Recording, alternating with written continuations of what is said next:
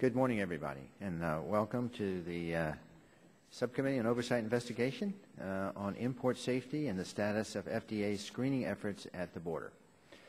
My colleagues, today the Subcommittee on Oversight Investigation will examine the status of the Food and Drug Administration's effort to ensure that Americans have access to the safest and highest quality imported food, drugs, and medical products. This subcommittee has a bipartisan tradition of periodically meeting with and demanding accountability from the federal officials tasked with screening imported food and medicines that the American people increasingly rely on for their health and quality of life.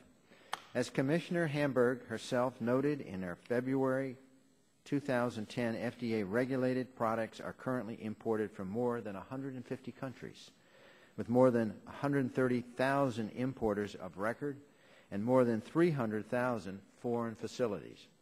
This hearing marks Commissioner Hamburg's first appearance before our subcommittee since her confirmation.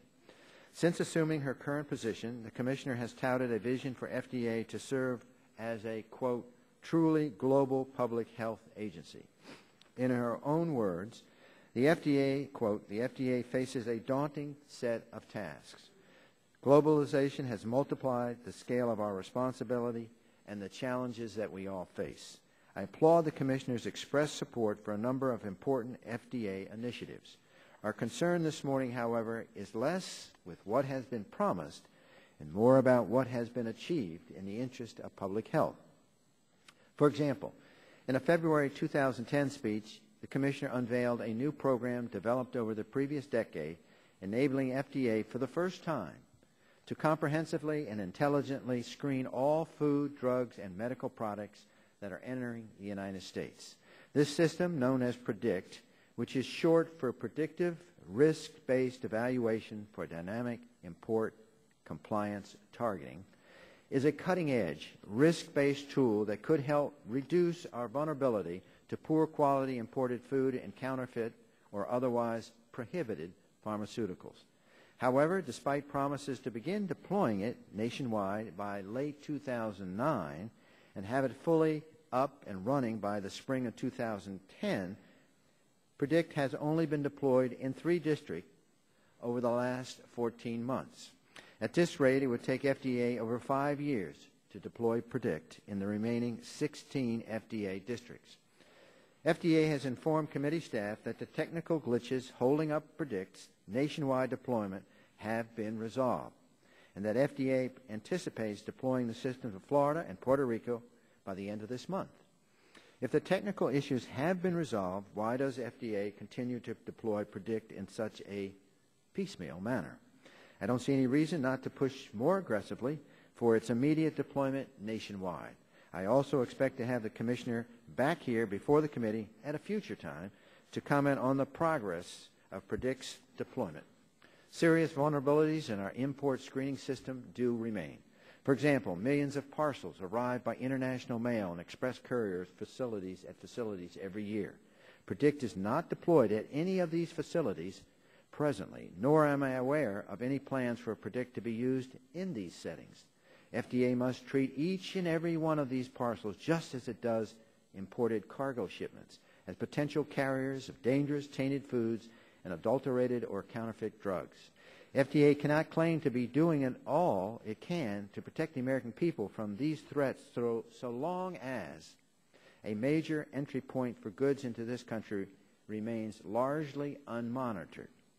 FDA also should not overlook the threats posed by rogue internet pharmacies that falsely market their products as Canadian in origin. A recent 60 Minutes CBS report on counterfeit drug import featured a senior FDA official admitting that his agency lacked the authority to destroy dangerous shipments and was forced to simply return them to the sender. This report highlighted a serious and frustrating problem with our current screening process. We need to better protect the health and safety of all Americans. In March 2007, FDA learned that melamine, contaminated vegetable proteins imported from China and found in certain pet foods, were sickening and killing cats and dogs.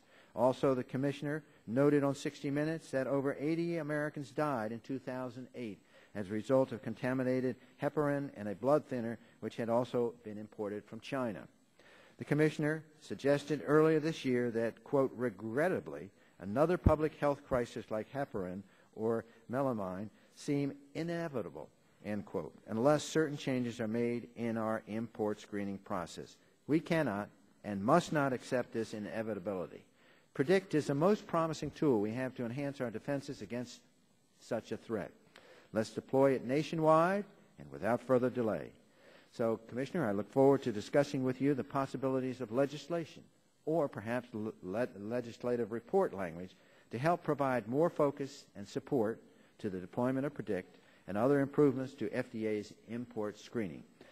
Let me welcome our witness, Commissioner Hamburg, and I will now yield to the ranking member, Ms. DeGette from Colorado, for the purposes of an opening statement. Thank you so much, Mr. Chairman. I'm very pleased that we're having a hearing today about the safety of imports regulated by the FDA. I think that the FDA plays a vital role in protecting the health and security of Americans, and I know we'll have probably many oversight hearings about this role over the next couple of years.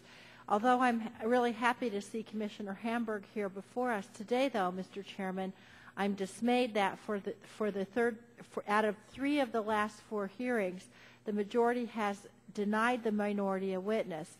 And this approach is inconsistent with the practice of all the other subcommittees on this committee in this Congress, and frankly, it's inconsistent with the practices of this committee in previous Congresses. In the case of today's hearing, we requested testimony from Alan Kokel, Director of the Pew Prescription Project. Mr. Kokel is an expert on issues raised by the influx of imported drugs and other medical products, and his testimony would have enhanced our understanding of this matter. So I ask unanimous consent to put his testimony in the record, Mr. Chairman.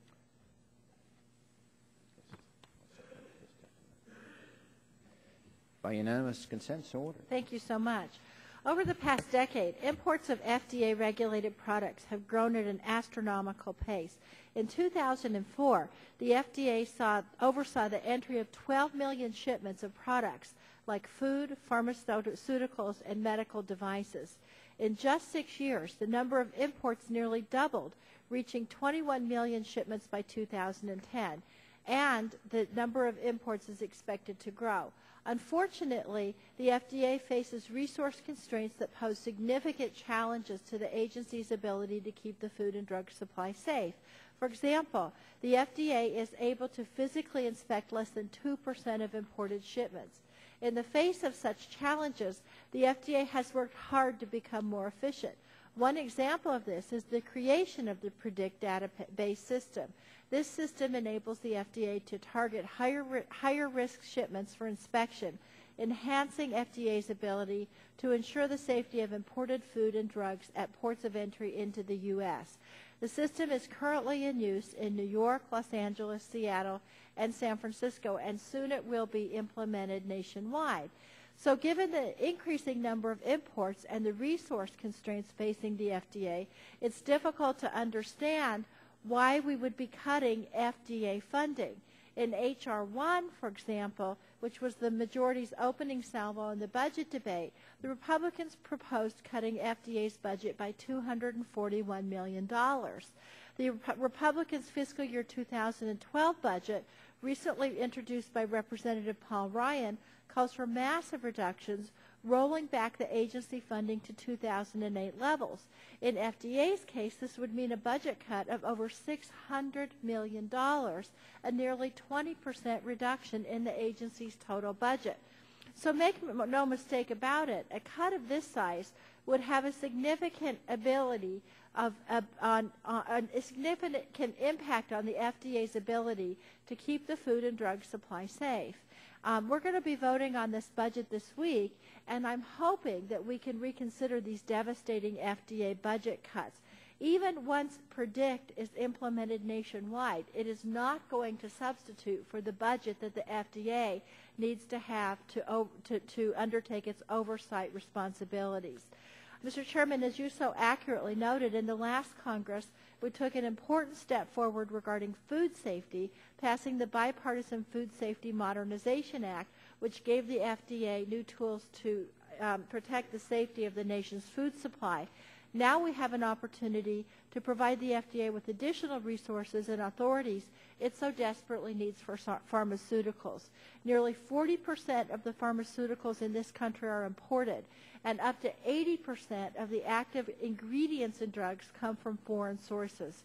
The Drug Safety Enhancement Act, introduced yesterday by Mr. Dingell, will hold manufacturers responsible for the safety of the entire pharmaceutical supply chain, including components produced in foreign countries. And it will give the FDA tools it needs to enforce these requirements. This is good legislation that deserves bipartisan support. Mr. Chairman, there's a lot of ground to cover in today's hearing, and again, I appreciate Commissioner Hamburg for coming today. I'm looking forward to hearing about the FDA's efforts on imports, about the PREDICT database system, about its work implementing the new food safety law, and its views on the Drug Safety Enhancement Act. And I hope that we can work together to explain why budget cuts to the FDA right now are not the way to go in order to protect our nation's citizens when it comes to drugs and food. Thank you. I thank the gentlelady. I'm just a little puzzled because I thought the National Journal just reported the FDA got a $107 million increase. So we have maybe our figures are different. And I would also say to the gentlelady, the Honorable Hamburg is really the administration witness. Probably the Republicans could argue that. You know, if the gentleman will yield. I'll be glad to yield. I mean, we can almost request our witness because she is really more or less your witness. And as you and I talked earlier, that we want to concentrate on this PREDICT model, and she's the only one that could do it. And we just want one panel, and she's the top person. I yield to you. Go ahead. Yeah, this was the same thing, Mr. Chairman, that you told me the last time you denied the minority witness when you called the administration in to testify. So I talked to our Chairman Emeritus, Mr. Dingell, about this, and I said, you know, when we were in the majority and we called an administration witness in when the administration was of the other party, did we allow the minority witness? He said, yeah. If someone calls a witness, it doesn't matter if they're a Democrat or a Republican. The fact is the minority retains the ability to call a witness. Well, we'll in the case of the hearing today, the witness we would have wanted to call would have actually helped us understand this PREDICT system. Okay, I think the Honorable Ms. Hamburg seems very competent and capable of handling this all by herself. With that, I'll recognize Chairman Emeritus Mr. Barton from Texas for 2 minutes. Thank you. Well, I want to congratulate you and Ms. DeGette. You at least got an administration person to come. We have a hearing upstairs where apparently everybody at EPA is on vacation. So I want to give you two credit. You have our distinguished commissioner, and I am absolutely certain that she's going to be able to handle any questions either group of us pose to her. We do welcome you, Madam Commissioner.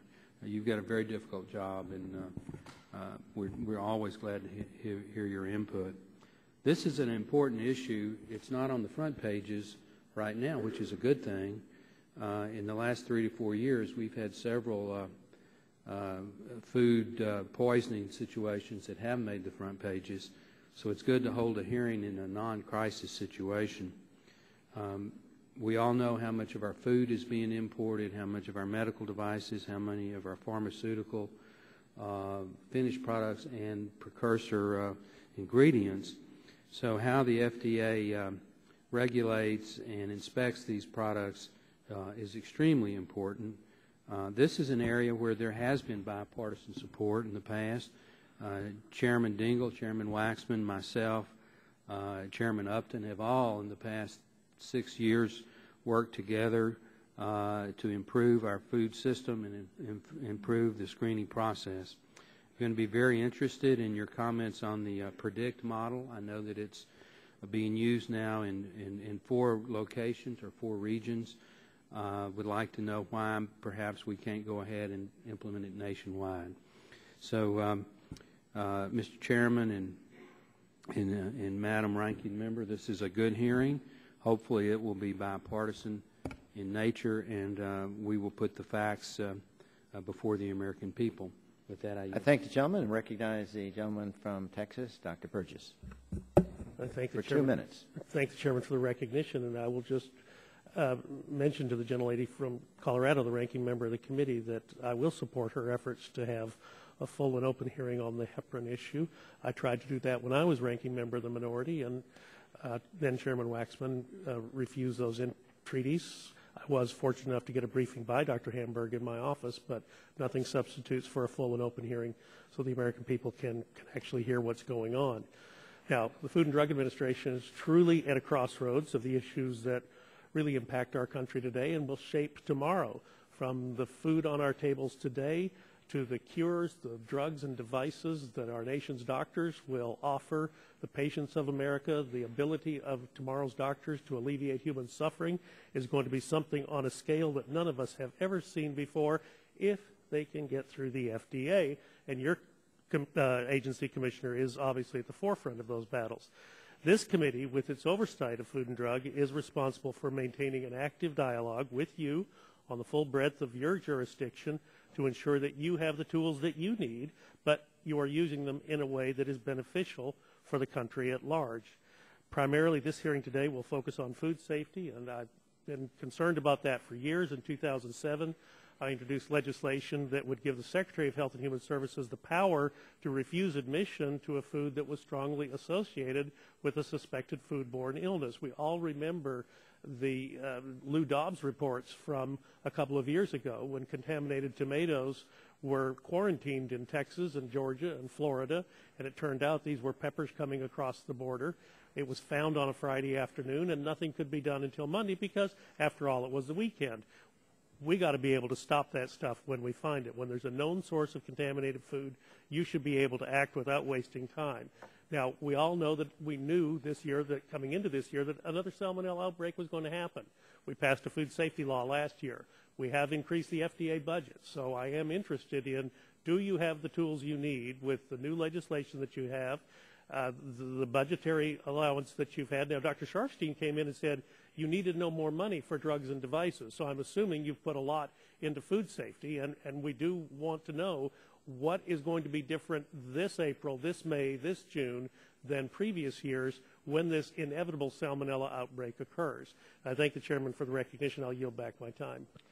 Gentleman yields back. A gentleman from California, Mr. Bilbray, is recognized for 1 minute. Thank you, Mr. Chairman. Mr. Chairman, I come from a state where you can't talk about health without talking about holistic issues, too, and the interrelationship between components, that nothing in health is isolated. One of the things that is quite obvious that we are not going to specifically address today, but I think that we all have to be aware of, that the reality of what is happening with our the development of drugs and the production of drugs in this country, this issue of importation is going to grow dynamically. Literally right now, you have companies that are leaving this country in droves and going overseas to not only produce the drugs, but also the research and development. And I just think this committee needs to just be aware that this issue may be reduced, may be increasing substantially, basically because we're seeing the next generation of innovation and drug development literally leaving the country.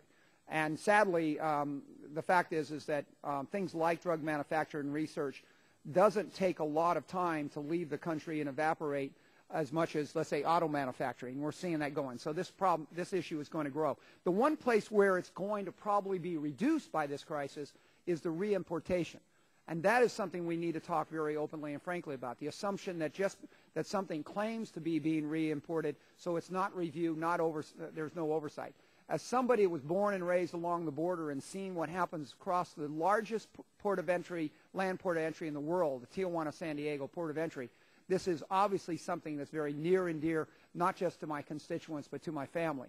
And I think that we need to address those issues and really talk about them extensively. But I just think that as we look at this, we've got to be aware of the crisis coming down the pike and address that with this. Thank you very much, Mr. Chairman. Thank you, gentlemen. The gentleman from California, Mr. Waxman, the ranking member, is recognized for 3 minutes. Mr. Chairman, this is the fourth oversight hearing, and 3 out of the 4 we've been denied minority witnesses. I want to join Mr. Gadd in complaining about it. Representatives of this administration are not minority witnesses. They represent the other branch of government. And we're going to have a serious talk about this. This isn't the way this committee is operated when the Republicans control the committee or when the Democrats control the committee in the past. May 6th. FDA's ability to protect the American public is an important topic for oversight, and our witness would have added to that understanding of this hearing. FDA is responsible for ensuring the safety of food, drugs, and medical devices, and if FDA does not do its job, lives are at stake. In the official memo hearing memo for today's meeting on the safety of imports, the right questions were posed. What are FDA's solutions for enhancing the screening of imported food, drugs, and medical devices? What is FDA doing to improve its IT infrastructure for risk-based screening? How can FDA better ensure the safety of imported products? But there's an enormous disconnect between these questions and what is happening in Congress this very week. GAO reported, told us that improving the safety of our food and drugs requires that we provide FDA with more funding and resources. Yet we're doing the exact opposite. Just like last week, Representative Paul Ryan introduced the Republican budget for fiscal year 2012. The House will soon be voting on this proposal. There's not a lot of detail, but there's enough to know what it would mean for FDA. Republicans propose to roll back discretionary funding for all agencies to fiscal year 2008 levels. In the case of the FDA, the agency budget would be reduced by $600 million, a budget cut of almost 20%. This budget would require a dramatic reduction in FDA's funding to keep the food and drug supply safe. The result would be the reverse of what the American people want: fewer inspections and more adulterated and dangerous food and drugs. Mr. Chairman, there's a word now, I think part of the American language, called chutzpah. It means you got a lot of nerve. And I think the Republicans have a lot of nerve to haul the FDA commissioner up here and grill her about what FDA is not doing more, why FDA is not doing more to keep the food and drug supply safe, while simultaneously passing a budget that takes away the resources she needs to do her job. It's chutzpah as well for the Republicans on this subcommittee to complain that FDA is not doing enough about food safety when the majority of the members on this committee voted against the Food Safety Modernization Act, which was the first expansion of FDA's food safety authorities in 70 years. Commissioner Hamburg, I'm pleased you're here. We appreciate your being here. You were not here at the request of the minority. It would be ridiculous to have this hearing without you. Mr. Chairman, I want to yield the rest of my time, 2 minutes, to Mr. Dingell, who has been instrumental in the food safety and drug and medical device safety questions. And it's important that we hear from him. And I'm pleased you're allowing him to be 2 minutes. Given open. Mr. Dingell. Thank you. I thank my good friend from California for yielding me this time. I commend you for having this hearing because it is a great opportunity for us. I think for us to spend time caviling over whether a witness is a Democratic or a Republican witness is a prodigious waste of time. This committee has a fine history of having worked together to put out good legislation that includes the food safety legislation in the last Congress, also the wonderful legislation we put together over the question of Consumer Product Safety Commission and giving it the authority. Americans suffer from unsafe pharmaceuticals coming into this country. They have neither the personnel nor the money to do the job that we need to do to catch these things coming in. They function under inadequate law, which does not enable us to seize the products coming into this country and to destroy them, and rather they are turned around, sent out, and come back in through another port. Americans are dying of this. They're being denied proper prescription pharmaceuticals in order to address the problems that they confront in terms of dealing with major problems like cancer, heart, hypertension, and other things that are killing Americans. Yesterday I introduced with my colleagues, Ranking Members Waxman, Pallone, and DeGette, H.R. 1483, the Drug Safety Enhancement Act. This legislation would require manufacturers to implement improved quality and safety standards, including stronger supply chain management, a matter often the concern of my Republican colleagues. It would require manufacturers to notify FDA of counterfeits or safety concerns and to list drugs and components by the country of origin. It would enable us to track the movement of these pharmaceuticals as they move through commerce. It would strengthen importers and customs brokers' oversight. It would arm FDA with administrative detention, destruction, and mandatory recall authorities, subpoena power, and clear extraterritorial jurisdiction. It would strengthen criminal and civil penalties for crime deterrence, and it would increase foreign manufacturing inspections to be on a par with those that are suffered by American manufacturers. It would also create new funding mechanisms for FDA inspectional activities so that globalization is not going to burden American taxpayers. I have an excellent article about the safety problems that we confront, together with an analysis of the legislation, H.R. 1483. I ask unanimous consent that those be Unanimous consent, so ordered. And I commend you for this, Mr. Chairman. You are leading an effort which I believe can bring great good to our people. And I thank the Chairman Emeritus and his long serving as the former chairman of this committee. And I would point out, I asked staff, based upon what Mr. Gett and Mr. Waxman indicated, that last year, under Democrat majority, they had a hearing with only the FDA commissioner on May 6, 2010. So I think at this point... Mr. Chairman, will you yield to me? This is kid stuff. Well, no, I don't know if you requested a witness or not. If we request a witness who we think adds to it, it's going to be 5 minutes more out of your life to hear from that witness. All right. And I think it's very narrow and mean-spirited to try to deny us even opportunity to hear witnesses that we think can add to the hearing. Well, I appreciate your sentiments. I just don't agree with you. Okay, with that, we're very pleased to... rules that require it if that's the way the chairman wishes to deal with it. We welcome our witness today, the Honorable Margaret A. Hamburg, medical doctor, Commissioner of the Food and Drug Administration. If you don't mind, just turn your speaker on and move the speaker a little closer to you, and that'd be very helpful. I have to swear you in, so let's see.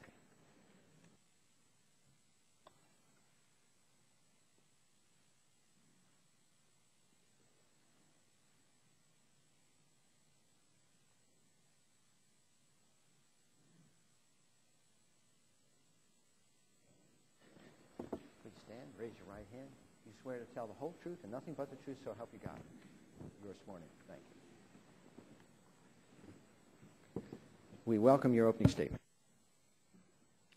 Thank you very much, and good morning, Chairman Stearns, Ranking Member Gett, members of the subcommittee.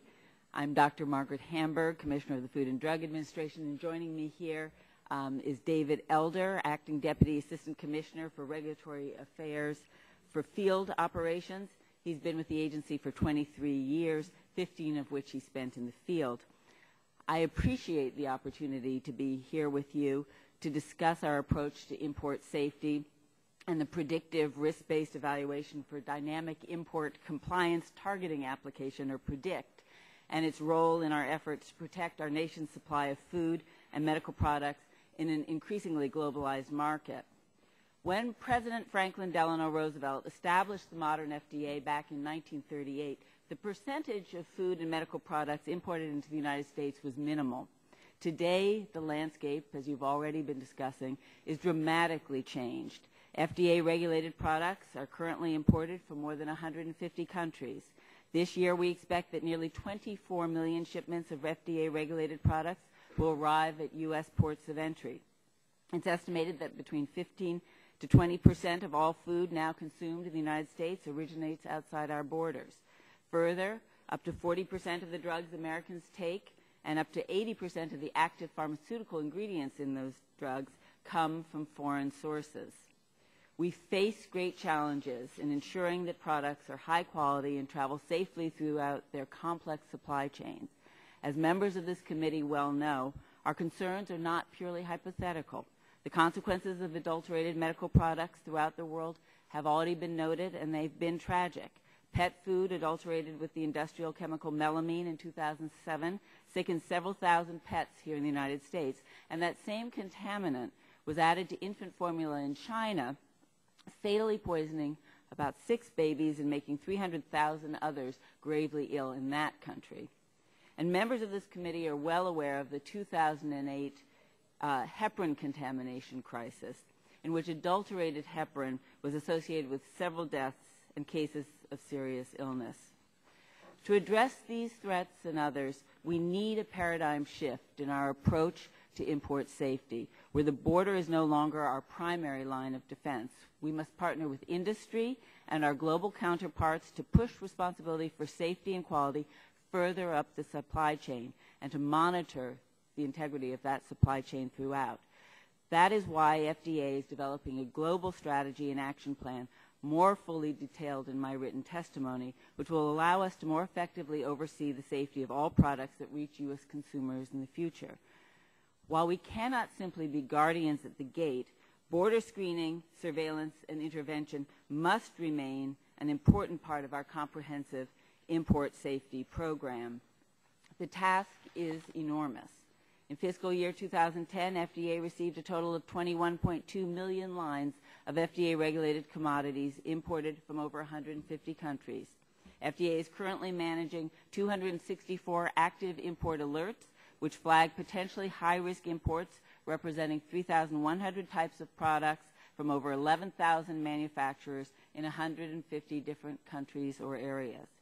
To help make our import screening more efficient, FDA has developed the PREDICT application, a sophisticated information technology system which provides FDA staff on the front lines with more information regarding the many risks associated with products entering our borders and allows them to target for examination those shipments at greatest risk. PREDICT has been launched in Los Angeles, New York, Seattle, and San Francisco, covering about 40% of all imports at the present time. Some technical difficulties, as noted, delayed our national rollout. However, I'm pleased to report that we've addressed those issues and are back on track. This month, PREDICT will be implemented in our Florida and San Juan districts, expanding coverage to almost 50% of all imports. If successful, it will then be rolled out across the country. PREDICT is an exciting and important innovation that harnesses advances in information science to enable us to do our job better and to improve our service to the nation. But as I mentioned earlier, it's just one step in our efforts to fully secure the supply chain.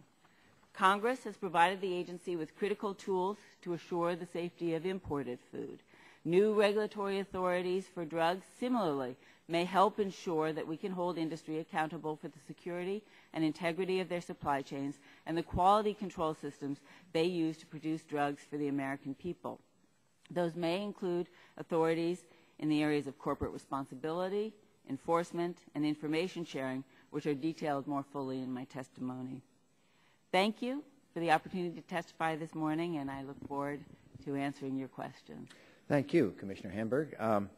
We have a clip we're going to show on the screen here, which is from a speech you gave in January discussing the FDA's new global challenges. If we can, play the clip, maybe just drop the lights a little bit. Growing challenges. Regrettably, another public health crisis like heparin or melamine seems inevitable unless we are able to truly forge changes in how we ensure the safety and quality of food and medical products for our citizens. And that statement indicates that you believe the current threat is pretty serious, and you have spoken repeatedly about the challenges assuring the safety and quality of imported products in a global age. You mentioned that in your opening statement, and I think we can conclude, obviously, that import safety is one of your top priorities, and you have promoted PREDICT as an important tool to leverage FDA's resources in responding to this global challenge. That's correct. As you mentioned in your testimony, you formally unveiled PREDICT in February 2010, a speech, and you stated that you hope to have it up and running nationwide by the end of the spring of 2010, as we recollect. I guess the question is, what did you do to try and accelerate the implementation of the process, considering you had indicated that you thought it'd be up and running by the spring 2010? Well, as noted, PREDICT is a very important tool that will enable greater efficiencies in how we target resources, and it is very exciting to see it now in action in 4 of our districts and covering about 40% of all imports at the present time. As we rolled it out from the very beginning it was determined that it should be done in a systematic, stepwise way, because very often with computer system implementations that involve extremely large databases, there are issues that emerge in the process. So we began in one location with a limited focus, expanded the focus, and then began to roll it out. In the course of that, unfortunately, some issues did emerge, and we actually, at a certain point, decided to stop with the actual use of PREDICT in the field while we brought in experts and put together a team within the FDA. So really, in a sense, examine that. rather than trying to accelerate the implementation process, you really stopped it then. Well, what we did was when problems isn't that emerged true? in its implementation, we stopped it in order to identify what those problems were rather than keeping a system. Let me that get a wasn't little more working. specific for you. After PREDICT was deployed in the New York district in the spring of 2010, there appeared to have been a 5 to 6 month delay while a government contractor wrote a white paper on a performance assessment of PREDICT. Given the import safety is one of your top priorities, I guess our question is, why is this delay? Is this the delay of this deployment acceptable, considering how important it is? And you said earlier in your speech and everything that this has to be enforced. Mr. Chairman, I understand your concern about an unfortunate delay that occurred in the process. However, this system is very, very important. It's critical that it work effectively and efficiently. We had identified problems with its implementation. We stopped the full rollout while we brought in outside experts and our own internal experts to identify the source of the problem. The effort that you mentioned was an effort to identify the source of the problem. Can I say this morning that all the technical problems have been solved? We believe Unequivocally? that we have identified the underlying problem that Okay. led to the, So the answer is yes. inefficiencies in the system. The answer is yes, that you think all the technical problems have been taken care of. Is It seems to Mr. be Elder, is now that true? functioning very well in Okay. the sites where it's present. We Can plan you, based to- upon that, make a prediction this morning that PREDICT nationwide will be fully implemented by the end of the year? Is that a safe? That is our absolute goal, but if there are problems in the implementation, we will, of course, examine those and correct them. But we are moving forward. We see no barriers to the further implementation of PREDICT in the 2 additional sites Okay. at the end of this month and extending it to 100% implementation by the end of In your the year. opinion, wouldn't PREDICT benefit from a program-focused oversight structure with executive-level involvement? I'm sorry, would it benefit from an oversight a more structure? focused approach with more executive-level involvement instead of you having these technical white papers? Can't you just have your staff focus down on this and bring in sort of the executives to make decisions? You know, I feel that we have been implementing this in a very responsible way with a clear program plan with internal and external experts overseeing the project. When problems emerge, we've taken the appropriate actions to remediate them.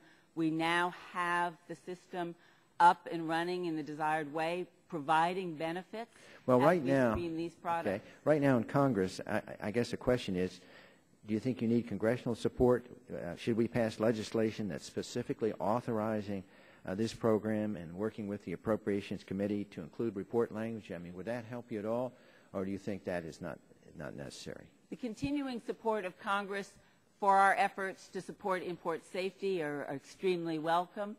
I don't think we need targeted legislation or activities for the PREDICT program. As I said, I believe that it is moving forward in an appropriate and valuable way, and that it was our responsibility as problems emerged to identify the source of those underlying problems, fix them, and make sure that the program in place, in fact, was fully functional and able to do the tasks that we're asking it to do. And it is proving to be of great value as we screen products today. My time has expired. The gentlelady from Colorado is recognized for 5 minutes. Thank you, Mr. Chairman. So, Dr. Hamburg, let me get this straight. It was about 14 months ago, February of last year, that the FDA announced this PREDICT program, right?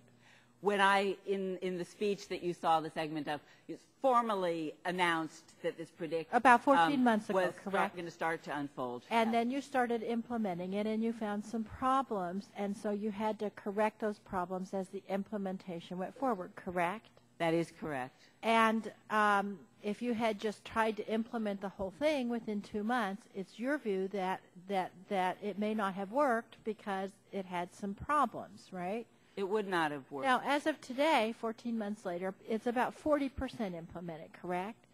And you need to use words. It's about 40% implemented. 4 sites that Okay. cover 40% of the imports. Okay. And so is it the FDA's view that the major problems in the PREDICT program have now been solved by these efforts over the last 14 months? It is our belief that through this systematic scale-up and the examination of problems as they emerge, that we've been able to correct the underlying problem in code, which actually wasn't in PREDICT, it was in an interface with PREDICT. Okay. And that now the system, is working in the sites that it's in place, and we see no barriers at the present time to the full implementation in a timely fashion. And the FDA believes in this program and wants to implement it as quickly as possible, as well as us, Absolutely. right? So I join with Mr. Stearns in saying, whatever we can do to help you implement this, we think that it's important and it should be done as soon as possible, but it should also be done right. But here's my next question is you said in your testimony, PREDICT isn't the only thing we need to do. Why is that? Because the volume of imports coming in at the borders and the number of sites of importation are so huge that the ability to really do the hands-on inspection, even with a screening tool like PREDICT, limits us in our reach. We want to reach back further, closer to where the products are actually produced and manufactured, and try to build in assurances of safety and quality from the very beginning and throughout the supply chain. So working more closely with industry in terms of the standards that are expected, working with sister regulatory authorities in countries around the world.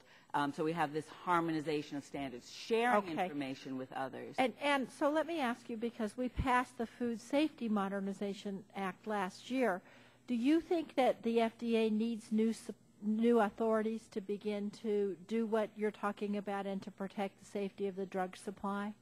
I think the Food Safety Modernization Act has clearly given us additional authorities and a new framework for addressing food safety in this context. I think we do need to very carefully examine the opportunities on the drug side as well. We know that there are huge challenges, and it was noted they are growing. We do need additional authorities to be able to do our job, and of course resources as well. Yeah. One thing that I worked a lot on in the food safety bill that is also in the Drug Safety Enhancement Act is mandatory recall authority for the FDA for drugs. Do you believe this authority is necessary? I do believe that authority. And why is that? So that we can move swiftly when there is an imminent threat to the health of the public, to take action to make sure that a product with risks does not get out to consumers, is pulled back from shelves when it is out there. It's very vitally important, and our current authorities require us to either act through the authorities of states to embargo or pull back these products, or to seek the support of the courts in taking these actions. You know, this is one thing. When I worked on mandatory recall for the food safety, my constituents were shocked because they thought the FDA already had that authority, and I bet that's true with drugs too. I bet people just think the FDA has that authority with drugs. One last question. One of the controversial areas in this new bill that we introduced calls for new registration fees on importers. I'm wondering if you can talk about what the FDA opinion is on these registration fees. Well, I think it's very, very important that we recognize that the magnitude of the problem is huge and growing and outstrips available resources. Clearly, we need to bring appropriate resources to bear. Clearly, this is a responsibility that the American people care about, as well as industry, and I think it's appropriate that these programs be supported with industry contributions as well, and the ability to work with industry to achieve common goals in reducing these threats to health and safety will be, I think, enhanced in this kind of an approach. Thank you very much. Thank you, Mr. Chairman. Thanks, gentlelady. Dr. Burgess, recognized for 5 minutes. Thank you, Mr. Chairman. Well, they can be enhanced in that kind of approach only if we understand the problem that we had and how to deal with the problem. And that, of course, brings me back to the heparin question, and you were kind enough to come and brief me last year in the last Congress. If I could, let me just recapitulate a couple of the things that we talked about that day. I would like to have them part of the committee's record. Can you provide to the committee a list of the people with whom you met in China, the Chinese officials with whom you met? List of officials with whom I met while I was visiting China? Yes. I could. Because you met with several. For the record, I mean, I can't produce that right. now. Correct, and I understand that. That's why I was asking if you could produce it for us.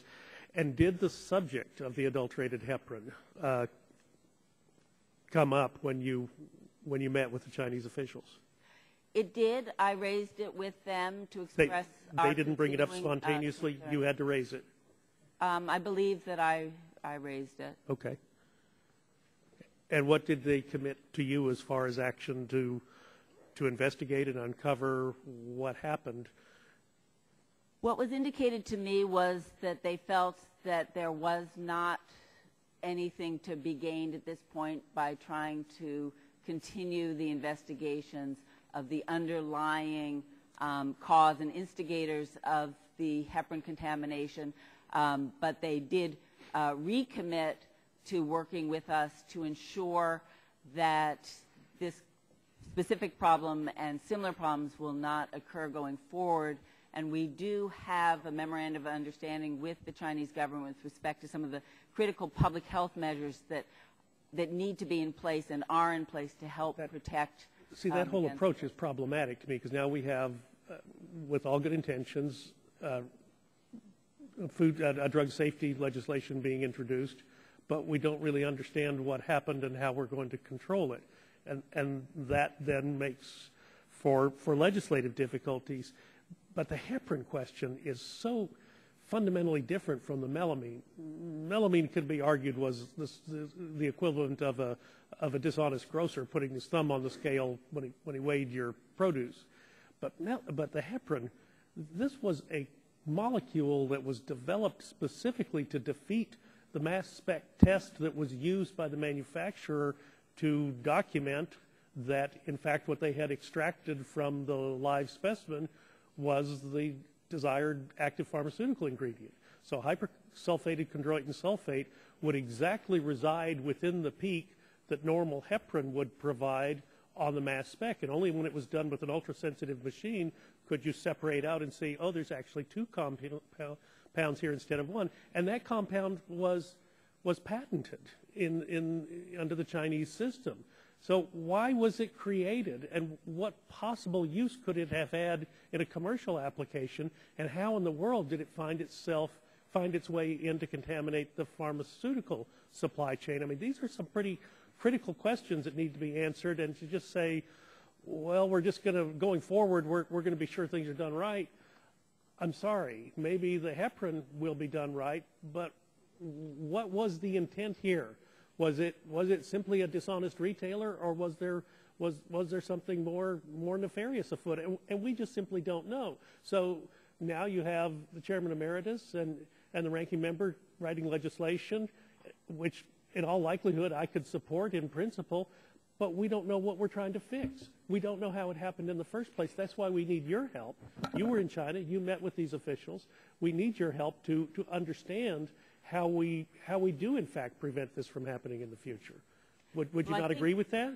I agree that this is a very serious concern, and I agree that the heparin contamination was a very sophisticated example of a broader phenomenon, in fact, which you note, the economic adulteration of products.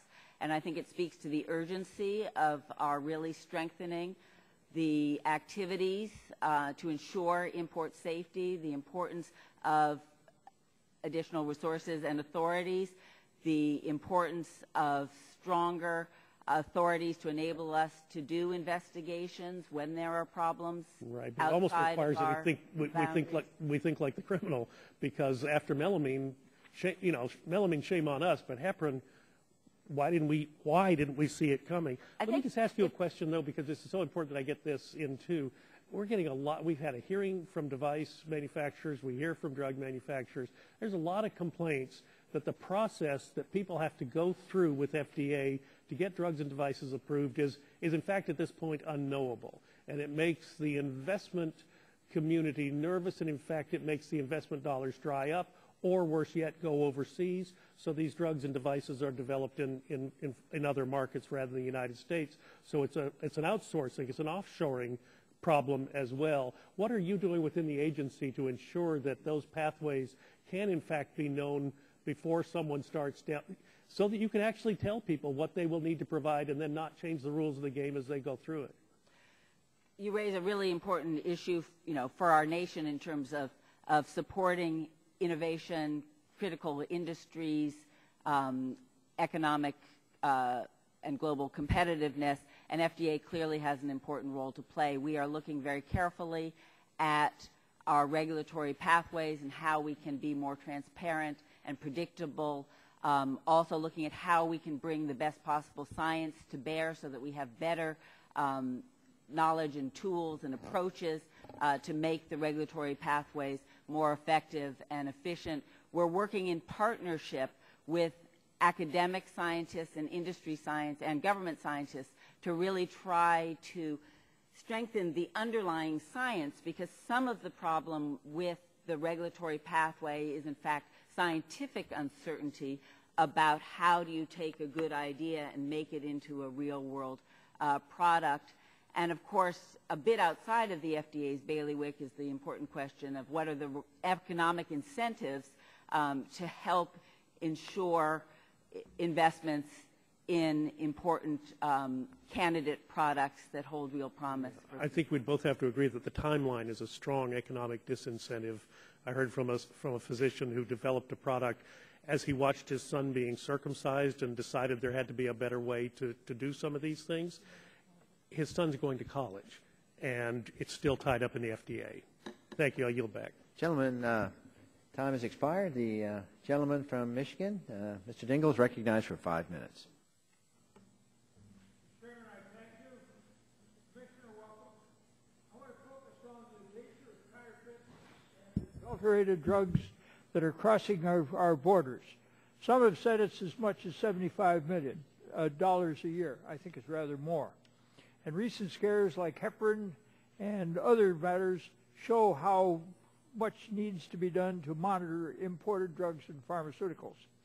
Now, having said that, recent reports by CBS News, more than 36 million Americans have unknowingly purchased drugs on counterfeit drug websites. Often these purchases are being dropped in the mail where they may not be tested either by Customs or Border Patrol. It's my understanding that under current law, if FDA recognizes counterfeit or adulterated drugs, FDA cannot detain or destroy products on site without going through a lengthy process providing notice and an opportunity for hearing, so that FDA instead often ships these drugs back to the sender. Is that correct? That is correct. So under current law, it's possible for a drug operation that's counterfeiting or adulterating drugs to receive, to put it in a package that was rejected by the FDA at one mail facility and to simply resend it through a different mail facility or again through the same facility. Yes or no? Unfortunately, yes. I believe I'm correct then in believing that if the FDA had the authority to destroy drugs believed to be adulterated, misbranded, or counterfeited, that this would help to keep counterfeit drugs from re-entering our country through alternative mail facilities or other facilities. Yes or no? That is correct. Now, Section 201 of the Drug Safety Enhancement Act, which I introduced yesterday with my colleagues, Mr. Waxman, Pallone, and Ms. DeGette, would give FDA officers or employees the authority to order destruction. Section 202 of the bill would authorize the destruction of any drug valued at $2,000 or less, or that the Secretary deems to be a significant adverse health risk. Anything valued at more than $2,000 could not be destroyed until a notice and opportunity for hearing occurred. Do you believe having this authority would discourage counterfeit drug operations from shipping their products into the U.S.? Yes or no? Yes. Now we know that these counterfeit and adulterated drug operations are a lucrative business. These operations make money out of the pockets of consumers who may not know that their prescriptions are either unsafe or ineffective. I believe that we must impose severe penalties, at least equivalent to similar violations relating to different kinds of products, so as to discourage their continued operation. The legislation introduced yesterday proposes strengthening civil and criminal penalties for any person who knowingly distributes unsafe pharmaceuticals. Do you believe that criminal and civil penalties discourage the counterfeit and adulterated drug operations? Yes or no? Yes, I believe they would. Now, Commissioner, the Drug Safety Enhancement Act would also require FDA to inspect every establishment, foreign and domestic, at least once every 2 years following registration. You at FDA have been continuously and chronically underfunded.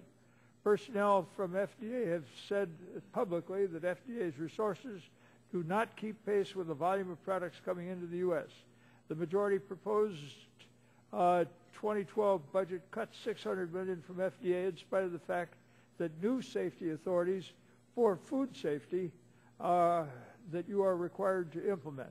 Would you agree that a fee system could help provide a stable funding source for drug safety activities? Yes or no?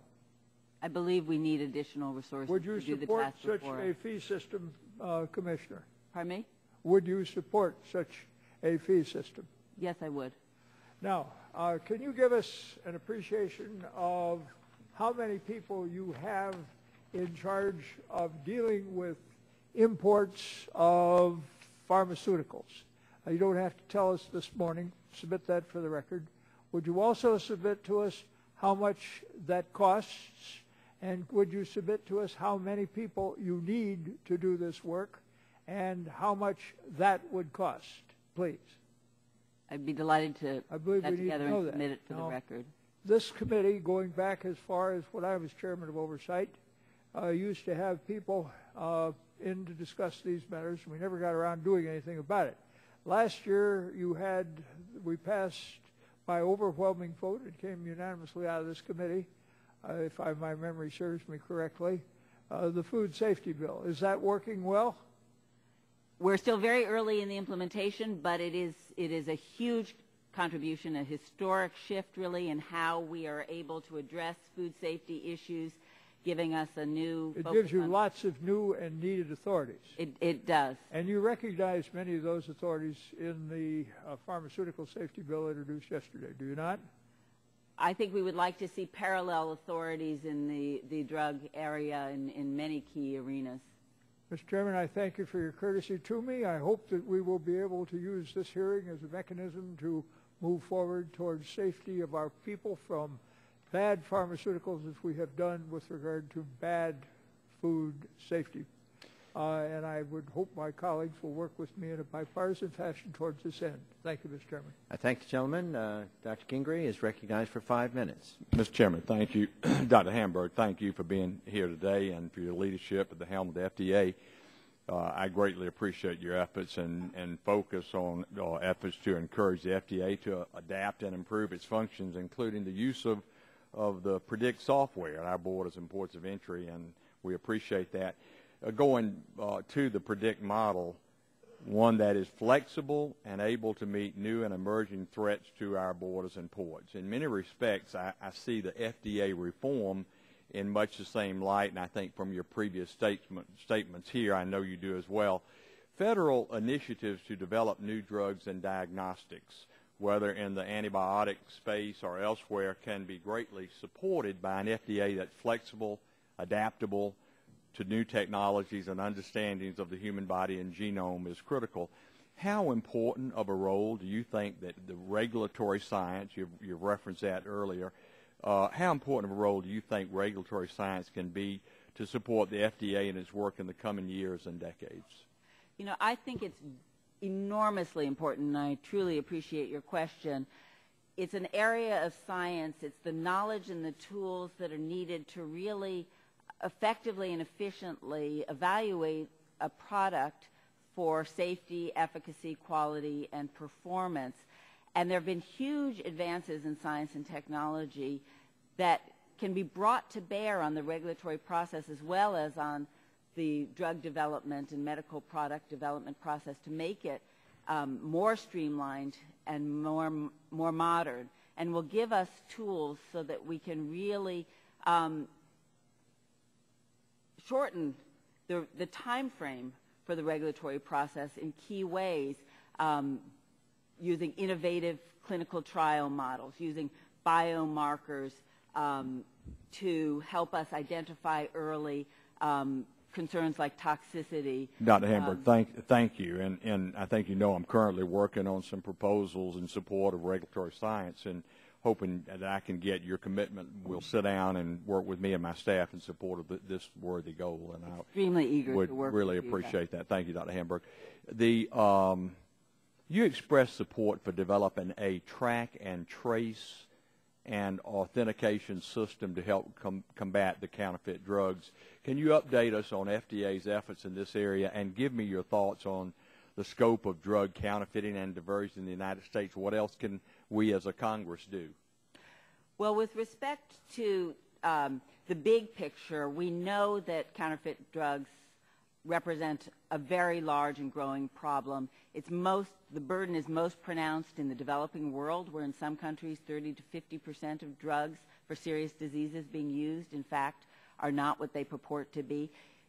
It is a smaller problem in this country, in large part because we have a very strong regulatory framework, and we work very closely with counterpart agencies to minimize the problem. But with the growing complexity of supply chains and globalization, and the fact that we know that, especially in the absence of strong civil and criminal penalties, that counterfeiting is an increasingly attractive area for some bad guys, I'm sad to say.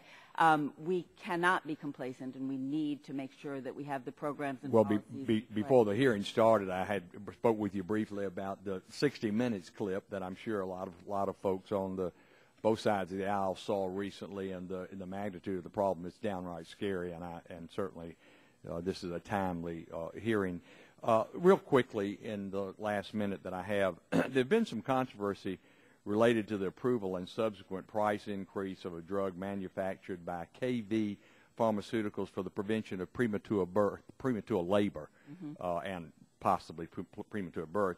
While not directly tied to import screening, it does involve FDA's mission to ensure the safety of efficacy of our nation's drug supply.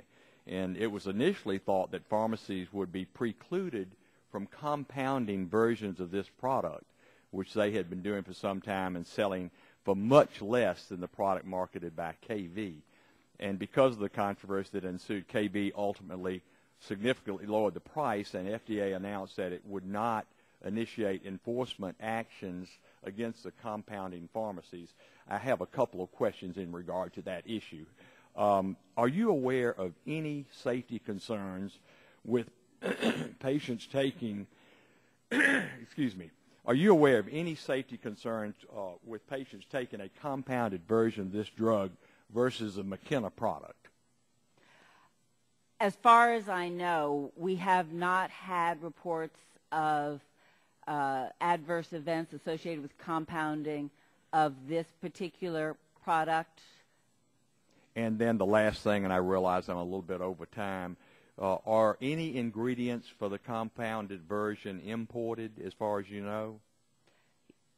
You know, I would have to get back to you. I honestly don't know the answer to that. And then real quickly, Mr. Chairman, I just wanted to ask you, Dr. Hamburg, in regard to Dr. Burgess's line of questioning about the heparin, have we then abandoned the heparin investigation? Is that pretty much over and done with? In terms of the investigation of who actually instigated this economic adulteration of the heparin product, the investigations have come up dry and there are not active new leads. I think the other side of it that's important for you all to understand and the American people to understand is that we do have a very large number of steps in place and safeguards to protect against the importation of contaminated heparin if there were those who chose to try to begin again with this contamination of this important product. Dr. Hamburg, thank you. Mr. Chairman, thank you for your indulgence. I appreciate Illinois, that. Ms. Jan Schakowsky is recognized for 5 minutes. Thank you, Mr. Chairman. Thank you, Dr. Hamburg. The job that you have taken is so expansive, from baby food to medical devices and everything in between. And I know that imports of FDA-regulated products have dramatically increased over the last 7 years. In 2004, FDA oversaw 11.8 million shipments of products like food and pharmaceuticals and medical devices. But by 2010, the importation of FDA-regulated products had nearly doubled, totaling in 2010 21.1 million shipments. That's a lot.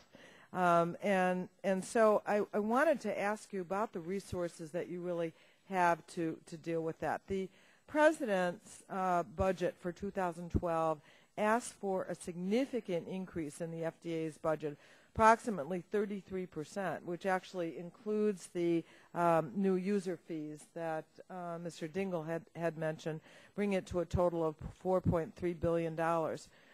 But the Republican budget, as presented by Paul Ryan, we understand would likely roll back FDA funding to the FY 2008 funding levels, which means the agency would be cut by about $600 million. So what I'm concerned about, and my first question is, what effect would a funding cut have on the ability, as specifically as possible, to be able to do its job? How would that affect ordinary consumers, and what would you have to do?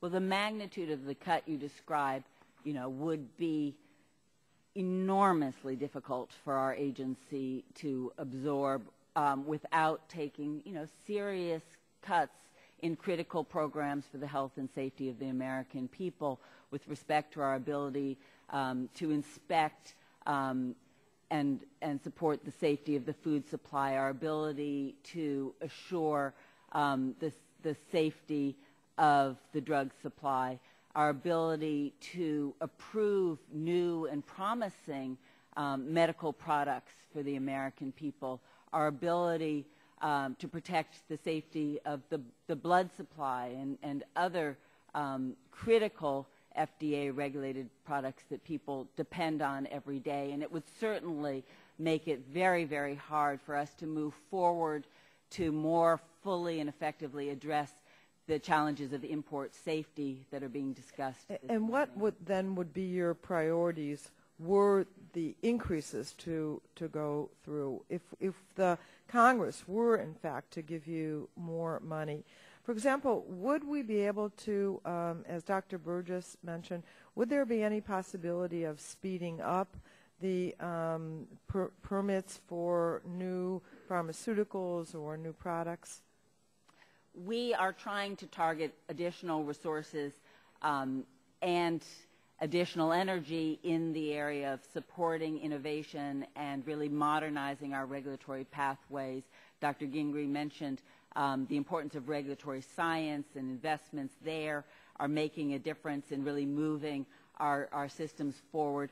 But a lot of what matters in moving a product swiftly and surely through the regulatory pathway involves having the staff resources to work with the sponsor companies to lay out the expectations for what kinds of data and evidence they need to put forward to support the approval of their product, and to work with them as they are collecting that data, analyzing that data, and presenting it to us.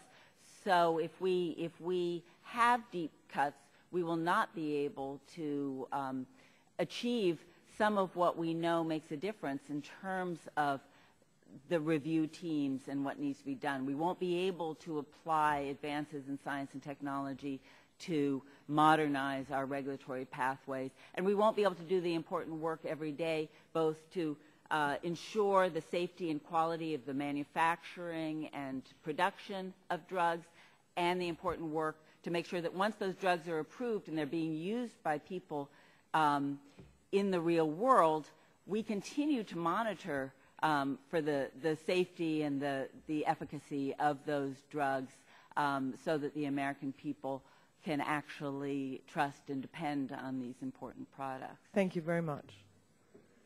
Thanks, gentlelady. And next,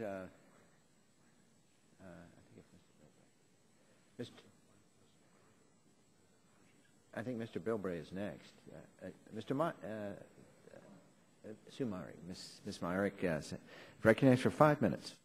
Thank you, Mr. Chairman, and thank you both for being here. And we do appreciate the work. I know you've got a very difficult job.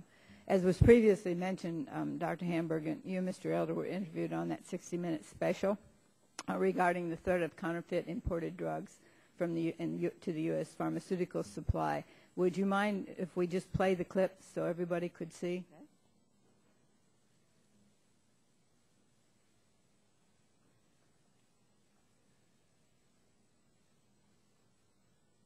Products coming into the country with the increase in volume.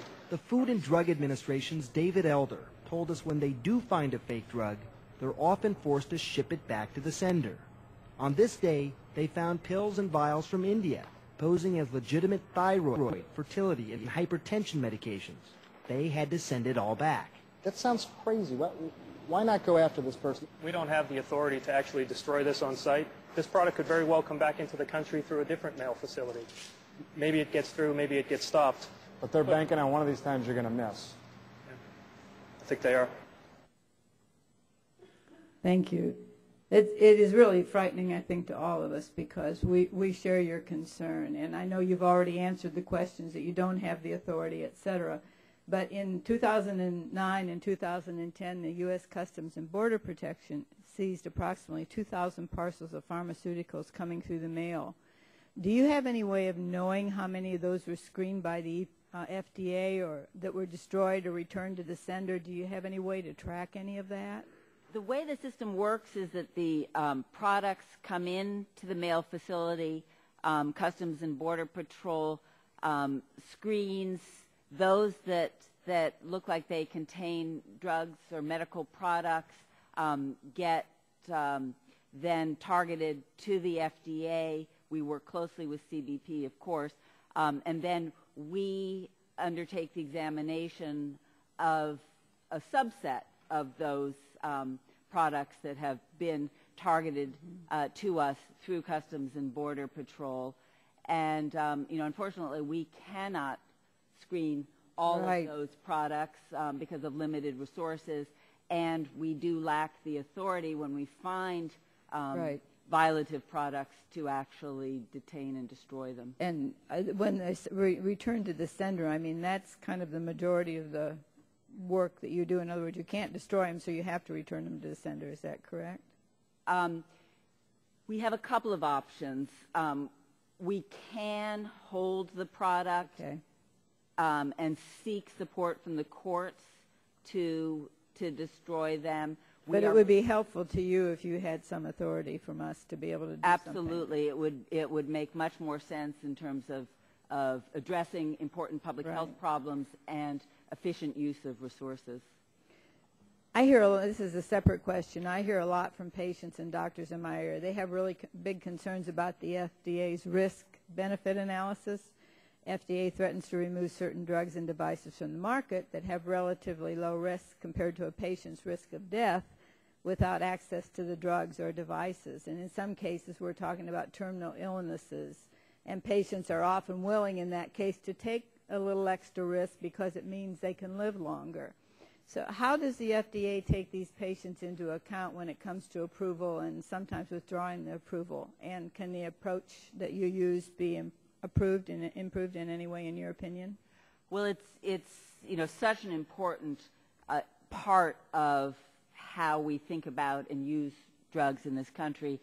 We obviously do look at the risks and benefits in the context of a given disease and what other treatments are available, and people are willing to accept many more risks if they have a fatal disease and they have no other. So you do take option. that into account? So yes, we are in the middle of a process of really trying to make this all more transparent and really systematic and lay out the criteria for weighing risks and benefits in different contexts, both in terms of the understanding that our own staff have about how to think about it and the training, but also so that medical product sponsors and the public, including importantly patients, can understand this as well. And we're doing this in an open way, getting input as we try to shape this model. I really appreciate it, because it's heartbreaking when you sit with somebody who is using a drug and it has successfully prolonged their life and they're living a normal life, and then the drug is pulled or says that it can't be used for that particular disease. So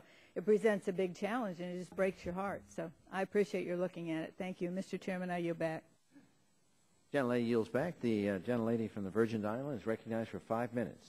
Thank you, Mr. Chairman, and welcome, Dr. Hamburg. And I regret that I've been in and out, and I may be repeating some of the questions, but I think it's important for us to understand the implementation of PREDICT. So I have some questions about the PREDICT database, and realizing that it's a new tool that was created to enhance FDA's risk-based screening efforts at ports of entry, and recognizing, of course, that FDA can't inspect every import shipment. This system enables the agency to target shipments that are more likely to violate FDA regulations. So as I understand it now, PREDICT is fully operational for all FDA-regulated products in Los Angeles, New York, Seattle, and San Francisco.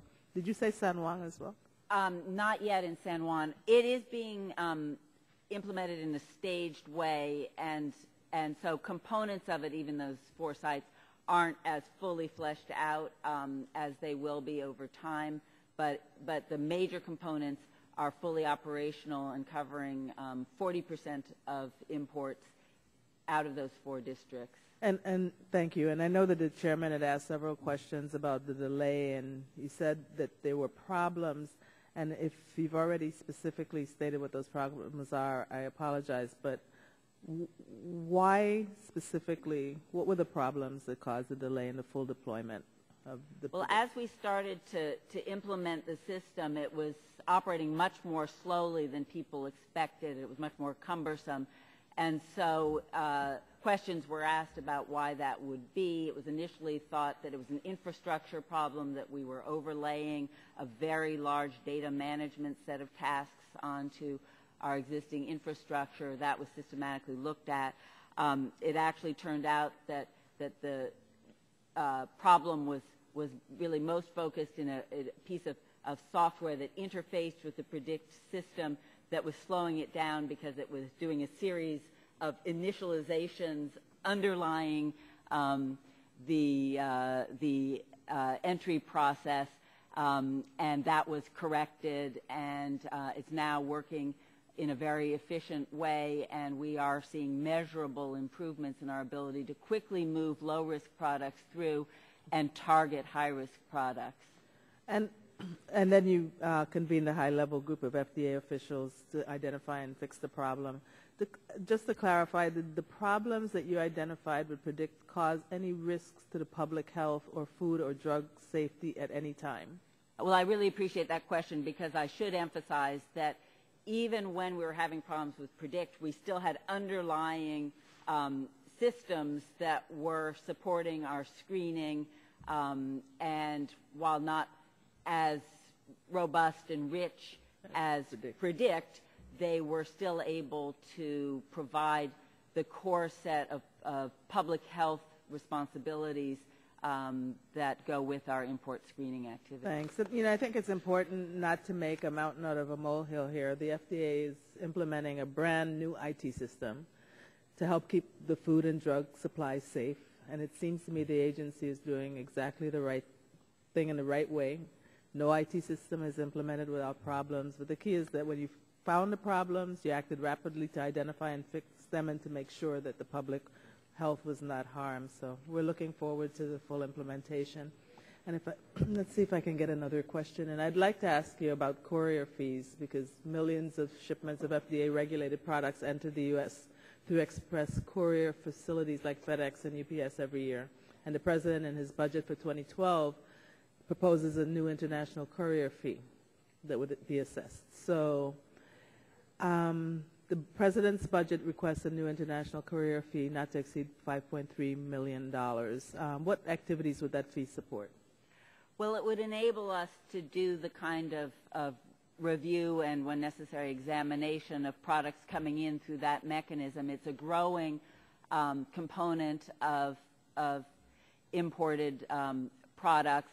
It's one that operates on a 24/7 time frame. Because of our limited resources, we haven't been able to target the courier services in the way that would most benefit them. And so actually this is something that I think they're very eager to work with us on in order to support greater deployment of FDA personnel. So you don't expect that this fee would cause hardships for the couriers and importers, do you?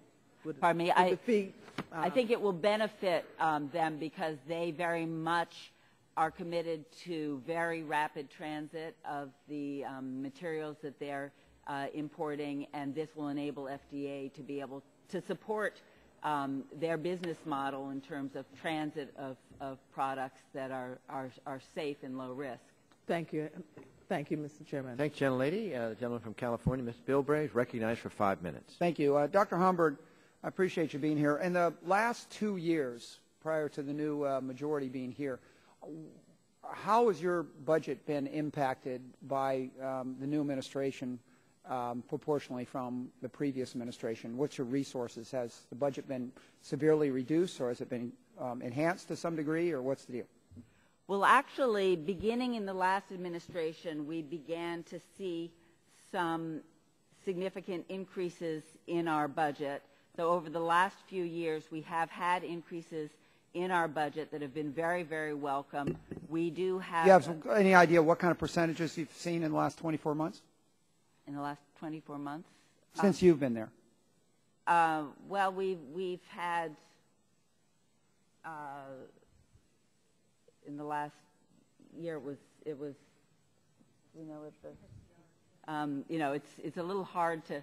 Okay, but it's been resolutions and all, but been a healthy increase. We have had significant increases in the last couple of years. I appreciate that. I want to get back to this issue that we've got China demanding that research be done in China for drug development, if anything's so there. So we're going to see a shift there. We can see a major shift in the emphasis why manufacturing should go to China with this basic extortion game going there.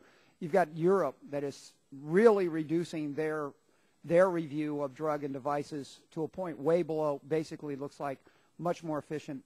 They're getting more efficient in going out. So we've got this potential of this big increase of imports coming in as we're watching our manufacturing capabilities be exported. Are you reflecting that? Are you planning on that increase in your inspection at the borders? That looks, which everybody in the industry is saying is basically an indication we're seeing across the board? Let me first address some misperceptions. There is a sense that we are much slower than Europe, our counterparts there, in reviewing drugs and devices. In the drug area, in fact, we went back and looked over the last couple of years, and the majority of new molecular entities, new drugs that both of us approved were approved first in the United States. And in fact, if you look at priority drugs, the number is actually high. I would like to see that, because the applications were made here first and many a times, and they were basically moved on others because they were perception. But the fact is that from the data we have, and the data I've received basically reflects the fact that even though you had major increases, and I think this is an issue about what do we do with the money, that you had, we're looking at a 28% slowdown of the review of drug processing by FDA at a time your budget was expanding. So there's a lot of these institutional changes that we've got to address, and just sending money across over doesn't necessarily guarantee the job's going to be done efficiently, or that not efficiently, but basically the mindset of the bureaucracy does affect timeline and performance, does it not? Let me just assure you, we take very seriously the timeliness of our reviews, and through the user fee program, we actually negotiate with industry about timelines for performance. Doctor, let me just say, we've got industry people that we're going to have testify about your operation behind closed screens because they're that scared of the process. But in all fairness, at a time that you had major expansion of resources to get the job done, the numbers that we've got before our committee is a 28% longer period for drugs, a 43% extension of time for devices. That means that just by giving you more money doesn't mean the system's going to run more efficiently. It means I don't know those numbers, and we'd be delighted to sit down with you and go over the numbers. But I think, the bottom line is that we need to do better. We can do better. Okay. We're working with industry. Related to this issue, that means we have a vested interest in safety to try to make the system more efficient here as it relies to not just safety and efficiency, but also the timeline. Because that timeline affects the decision of do you produce it in the United States or do you go overseas, and then we, by our own inefficiency here or lack of reform here in processing, we create a crisis for ourselves to have to review that much more coming in that address this issue. And I hope we have that kind of commitment by your agency that's showing that slowing down the process is not just an issue that makes it safe for the bureaucracy, it's something that makes it more risky for everybody because it may have unintended consequences, such as causing us to have to now import more drugs and have to be reviewing those. Well, I understand your concerns, and we're very committed. We do take the performance timelines very seriously, and we are meeting the majority of our goals.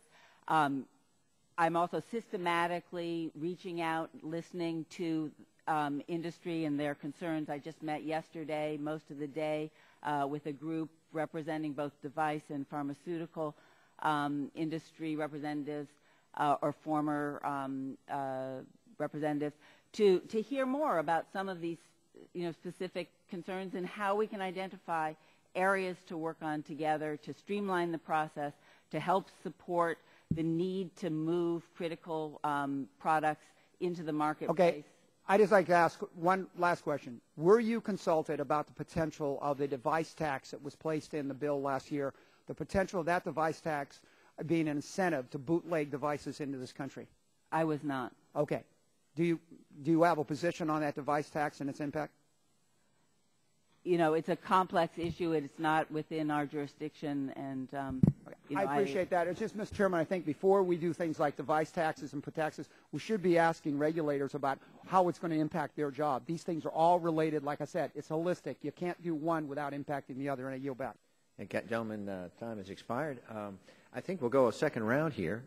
As the chairman, I have the prerogative to start, but I'm going to let Dr. Burgess, who has to leave, if he'll take and start on our side. So, Dr. Burgess, you're recognized for 5 minutes. Thank you, Mr. Chairman. And just on Mr. Bilbray's point about the devices, I can hardly go anywhere and speak to any group without someone pulling me aside. So I'm heartened by the fact that you're hearing some of these same things, but also his point that people are afraid to come forward. When I have someone come and tell me their particular tale of woe about what they've developed and where they are in the process, and I said, well, would you be willing to come to the committee and talk about this? And they said, oh no, I don't want to jeopardize whatever chance I might have now with the FDA. I wouldn't want to put myself out there and jeopardize it. And that's an unfortunate place for us to be. And Mr. Bilbray is also correct. The device tax essentially zapped the research and development budget from many of these small startup companies. We also, in addition to your agency's regulation, we also have the comparative effectiveness, PCORI, the Patient-Centered Outcomes and Research Institute, that was funded in the Patient Protection Affordable Care Act. All of these things now interplay with the bringing of new drugs and devices to market. Witness the controversy that has existed over Provenge and Avastin since the first of the year. We've certainly heard a lot about Provenge for prostate cancer and the period of time that it provides for survival is not. It's not cost effective to provide it to prostate cancer patients, but I think there was recently a relaxation of that ruling. Breast cancer with Avastin, some of the same considerations. I also hear people ask me, why can we not talk about surrogate endpoints? It was very effective in developing the drugs that are now useful for treating HIV/AIDS. If survivability is the only endpoint that can be used, and we're not certain how reduction of viral load will affect that survivability in the early days of that, having a surrogate endpoint actually allowed those products to move forward with a great deal more facility and provide relief to a segment of the population that previously had been denied relief. So these are not just abstract issues that we're talking about. They're very real issues. And again, I know that because I can't go anywhere in the country without someone telling me that, I was delayed 4 years with this anti-cancer drug. I'm saving 2,500 people a year now, so I have to assume 10,000 died while I was put on hold by a regulatory agency. I mean, that's pretty severe when we put it in those types of numbers. So I am encouraged that you're considering this, but please also understand that we don't even have the freedom to bring these folks to committee and ask them questions because they're fearful of retaliation from the FDA. Surely you've heard that before. I can assure you that we make our decisions based on the best available data, not on, other information.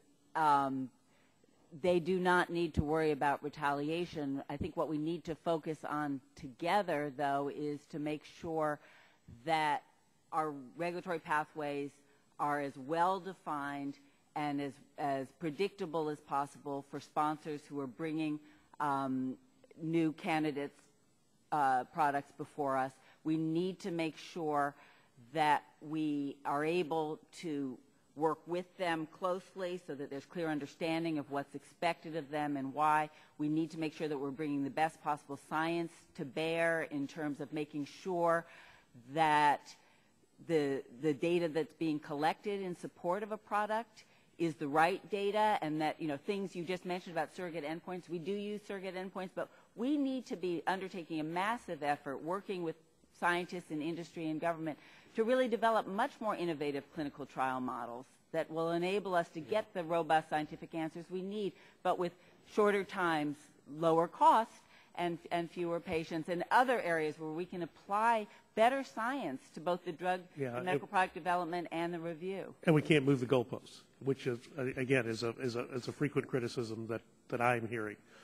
Let me just ask you a question. When I was talking about heparin in the first round of questioning and the molecule, hypersulfated chondroitin sulfate, am I correct that was actually patented under a Chinese patent? I don't know the answer to that. What is the purpose in developing a molecule like that? Does it have a use in industry? I don't know the answer to that. I'd be happy to get our experts at the agency to provide you with additional information. Well, it might be something that's useful to know. Again, we're talking about the committee developing legislation to prevent these products from coming into the country. We kind of need to know what was involved and why even develop such a product if it wasn't to cheat somebody who's buying heparin. Thank you. I'll yield back, Mr. Chairman. The gentlelady from Colorado is recognized in the second round for 5 minutes. Thank you very much, Mr. Chairman. Dr. Hamburg, how many drug approval applications offhand, do you know offhand, does the FDA get in a year? Do you know offhand? Let me see if one of my other experts know. I don't know offhand, but that's easy information for us to actually get. Well, the reason I'm asking the question is because I know that the FDA is working on trying to streamline the approval process but at the same time making sure that the process for each new drug is thorough, correct? Right.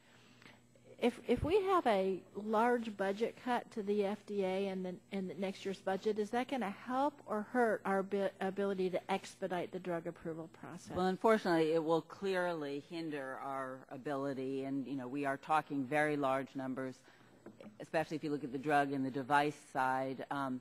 And as we've been talking about already, the ability to really support sponsors in their efforts to bring products before us does require, it's a resource-intensive, staff-intensive activity to be able to provide the best possible and the most timely review. And you can streamline processes, and I assume you're doing that, but at some point it does take the resources to pay for the staff to review the applications and to do what needs to be done. Is that right? That's correct. A second question I have is this discussion that a lot of folks have been having in this hearing about the approval process resulting in a slow and more cumbersome process than in the EU.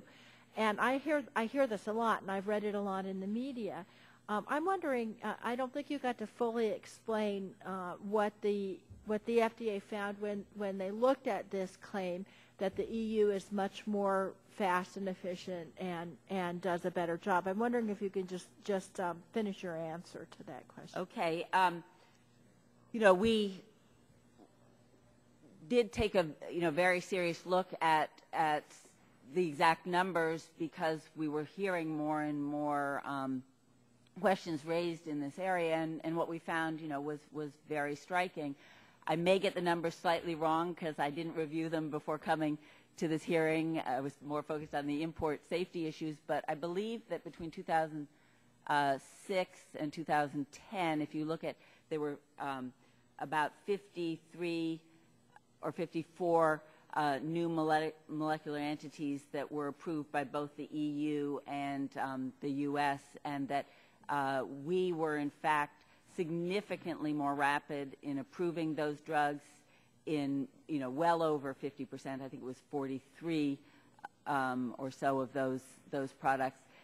If you actually look at cancer drugs, and the time frame that we looked at for that was a little different. I think it was 2003 to 2010, but there were 23 new cancer drugs that were approved by both entities, and that we were first in approving those. So, there clearly is a misperception that we are slower than our counterparts in the European Union, and for the priority drugs, we were very significantly, we were almost twice as fast in approving these drugs. Was this a study that you did? It was a systematic review. If you have data from that, I'd like it if better. you could submit. I fear I probably should not have even tried to give numbers because if you could supplement your testimony with that today, that'd be great. Okay. And I just have a couple more questions. One is we've been talking about this terrible adulterated heparin. So I guess my view would be under this Drug Safety Enhancement Act, with which Mr. Dingell and some of us introduced yesterday, would that give the FDA new authorities to address issues like intentional economic adulteration, like in the heparin situation? I think it could very well give us important authorities that would make a difference. Additional authorities to, really pursue investigations in places outside of our borders when there are public health concerns. Our ability to share information with counterpart regulatory authorities so that we can get a richer understanding of potential or emerging threats. Those would certainly make a difference, and I think that enhanced civil and criminal penalties could reduce the attractiveness of pursuing some of these kinds of nefarious activities as well. Thank you. Thank you, Mr. Chairman. Thank you. Dr. Hamburg, I'm just sort of curious about these 150 countries that import food and drugs to us. If you don't mind, you could send us a list of those countries. That would be helpful. Okay. And just going to your website and pulling up the website, I noticed that just for this year, lists countries that there have been alerts on. For example, Bangladesh had 10 alerts. Cambodia had 1. Indonesia, there was 27 alerts. The Ivory Coast, considering what's going on there, had 3. Nicaragua had 9. Thailand had 47. And Zimbabwe had 1. Do you have the authority to stop all when there's a, so we say, a huge turmoil, a war, revolution, civil war that's going on over there? Can you stop imports from those countries, considering the danger coming? Well, our import alerts are based on public health risks, but certainly they are targeted to events in the world. Can you immediately, do you have the authority to stop, for example, from Thailand, where there's unrest and they had 47 alerts? Isn't that enough to say you're going to stop altogether? Well, I think, important and timely example is do you have the authority? Do you have the authority to do that? We do an import alert based on a public health. I just like to know, yes or no. Do you have the authority to stop? For example, the Ivory Coast had 3 alerts this year. Do you have the authority to stop all imports from them? No, we would have to be able to show that there was reason to believe that a product or set of products was violated. But if you had an alert in Ivory Coast of 3 and Indonesia of 27, isn't that enough to suddenly, especially if there's a civil war? For particular products where there are concerns. So you don't have the authority. With You've got to identify the risk in detail before you do that. Otherwise, you don't have the authority. Right. We don't do blanket restrictions based on circumstances within a country. Okay. Mr. Bilbray had talked a little bit about the budget. Do you, and I mentioned it earlier, that your budget went up by $107 million. Did you know that? We have, as I said, had very significant increases in our budget in the last couple of years. It's made a difference. I think it's important to recognize, though, that we have been under-resourced for literally decades. But you understand the budget has gone up for this fiscal year. I do, okay. And I've been very appreciative of it. But as I understand, when you were talking to Mr. Bilbray, you weren't sure clearly what the budget's gone up, and you weren't really clear what your budget numbers. Is that correct? That you weren't quite clear on that? This has been an unusual budget period. He was asking me what the budget increase in the last, did he say 24 months? Yeah. A few years. But I think But we certainly do have that information. So you don't really know your budget numbers at this point. You don't know what they've gone up. Is that correct? Well, we're still looking forward to learning our budget numbers for this year. Okay. We have a chart here that has come from you folks, FY 2010 ORA Field Workplace. I just want to show you this, and staff has given it to you. If you go down to the 5th line, I know President Obama has talked about food safety being one of his top priorities, and he has indicated that it's very important for the administration. Yet when you look at import foods in general on this line, in the work plan for FTEs, which I understand FTEs are basically the federal time equivalents, which are not people but are just blockouts, it appears to me that in 2009 to 2010, 2009 was the Bush administration, and 2010 was the Obama administration. It actually is going down in terms of the work power that has actually been extended and enforced on import foods. Is that correct? That it's a little surprising, considering the priorities and particularly what you've talked about, to think that the man hours are actually in this area has gone down. And I just want to explain why has it gone down. I'm going to let my colleague, Mr. Elder, respond. This is a very specific question of a line. It's less than one full-time equivalent person. But at the same time, Dr. Hamburg, I will let him. The imports have increased, so the figure is not to say that, but the point is with the increase of the imports, and yet your manpower has gone down on this is just a little puzzling. Yes, Mr. Elder, you're welcome to take the mic. Is it turned on? I believe it is, Mr. Chairman. Thank you. Yeah. The highlighted decrease involves one particular program within our overall foods program. It is what we call Program Assignment Code 03819A and B. It's import foods in general. It does reflect a 0.7 FTE decrease from the previous year. It is not the only program, however, in which we cover imported foods, you can see that imported seafood products were raised by 7 FTEs in the fiscal year. There was an overall increase of 61 FTEs from... But, Mr. Elder, you would agree that that's the biggest program you have. When you look at all the other figures, it's multiples of all the other programs. So I think you're sort of discounting a program in which it is the top program. And to see the top program actually in man hours go down in terms of the FDA's work plan is a little quite startling. I think that Mr. Elder was indicating, though, that this is just one component of our overall import safety program for foods, and that program has actually expanded. But wouldn't you agree, Dr. Hamburg, that all these things should have a positive? They should not have a negative? I mean, well, I think we want to make sure that we're deploying our resources in the most responsible and efficient way possible. Well, I would think import foods is one of your most highest priorities. No, but I think we need to also look at the overall program and how individuals are being deployed. And this does not mean that the overall food import program has decreased. In fact, it has increased in terms of... Well, I would say that your workplace changes that you show does not show that it increased, rather it shows that it decreased. So my time has expired. The gentleman from Michigan is recognized for 5 minutes. Dr.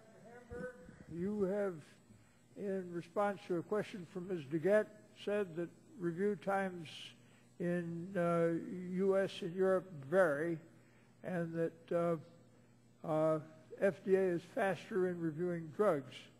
You've also, we've also been hearing that Europe is 2 years faster in clearing devices than our FDA. Is that statement true, and if so, why? You know, first of all, it's not a competition, and we obviously have different regulatory frameworks. But when you look at the numbers in both drugs and devices, the lag times are not what has been put forward.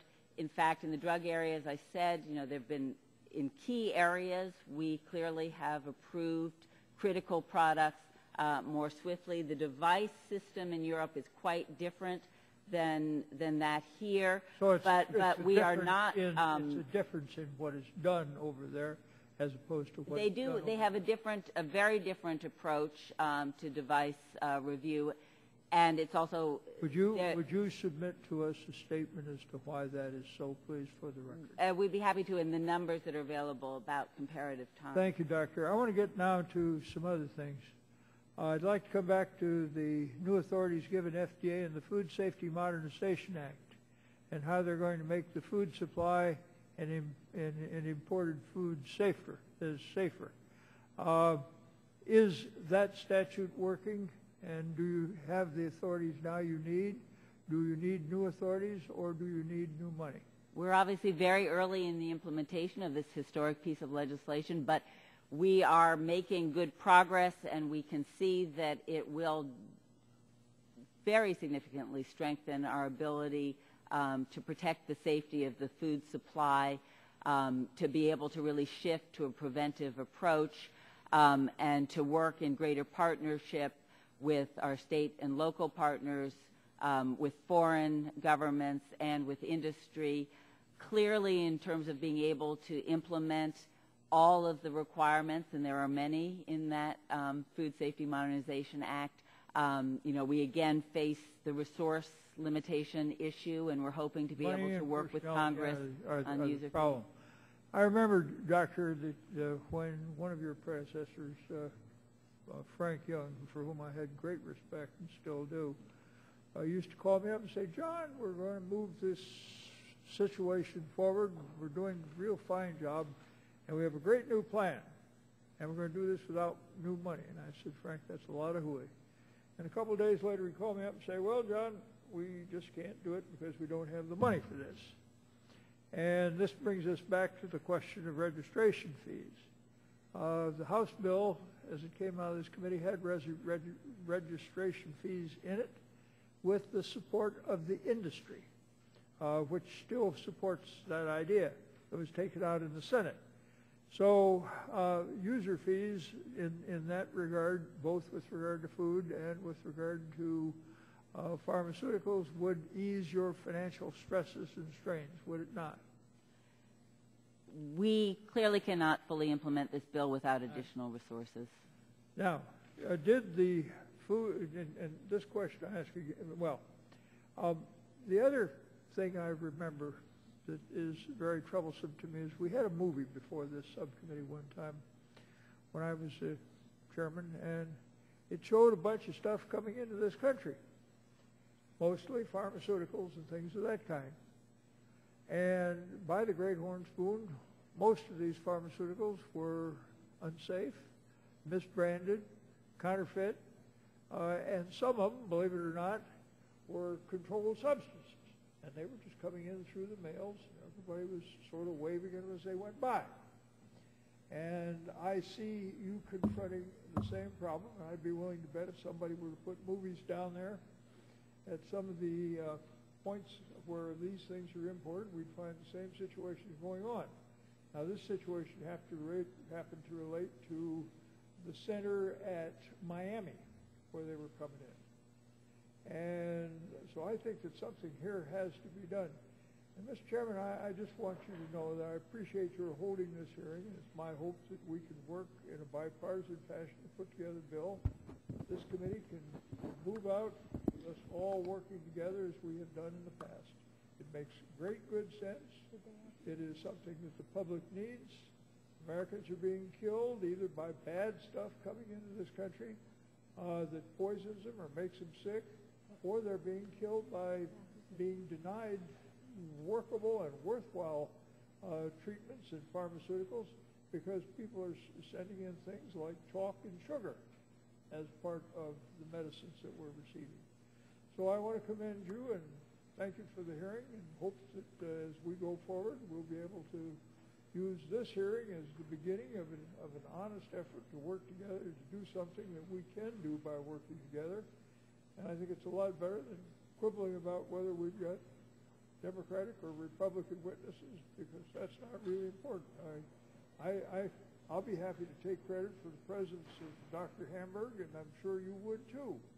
And not to quibble about whether she's a Republican or a Democratic witness. So I commend you, Mr. Chairman, for your leadership in this matter. I thank you for your recognizing me, and I, again, appreciate the opportunity to start moving forward on something that's in the public interest. Thank you. I thank the distinguished emeritus chairman of the Energy and Commerce Committee, past, and I appreciate his past leadership and his spirit of bipartisanship that he continually reach out, and I think it's a good example for all of us to remember in this process. Dr. Hamburg, I want to thank you very much for your forbearance and patience for this hearing. All members have 10 days in which to submit any extraneous material they'd like to, and with that, the subcommittee is adjourned.